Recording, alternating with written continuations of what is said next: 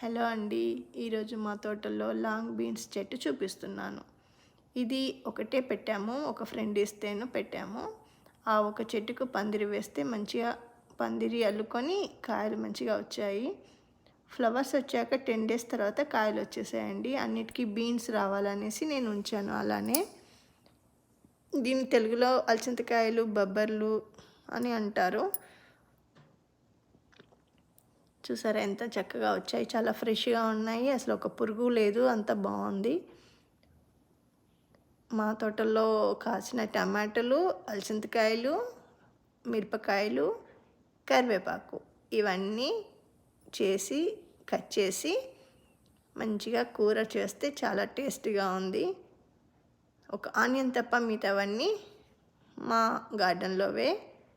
ఇవన్నీ కలిపి నేను కూర చేశాను. మంచిగా 2 టైమ్స్ మేము తిన్నాము కూడా. ఫస్ట్ 2 కాయలు ఎండే వరకు ఉంచేసి విత్తనాల కోసమని పక్కన పెట్టాను. మిగతావన్నీ తెంపేశాను. ఇది సెకండ్ టైం వచ్చిందండి. ఇంకో టైం కూడా వస్తుంది అనుకుంటా. చిన్న చిన్న కాయలు ఉన్నాయి, చూడాలి. చాలా ఫ్రెష్గా ఉన్నాయి, చాలా టేస్టీగా కూడా ఉంది. బయట వాటికి ఇంట్లో పండించిన వాటికి చాలా తేడా ఉంది టేస్ట్ మాత్రము. ఈ వీడియో మీకు నచ్చితే లైక్ చేయండి, షేర్ చేయండి, సబ్స్క్రైబ్ చేయండి.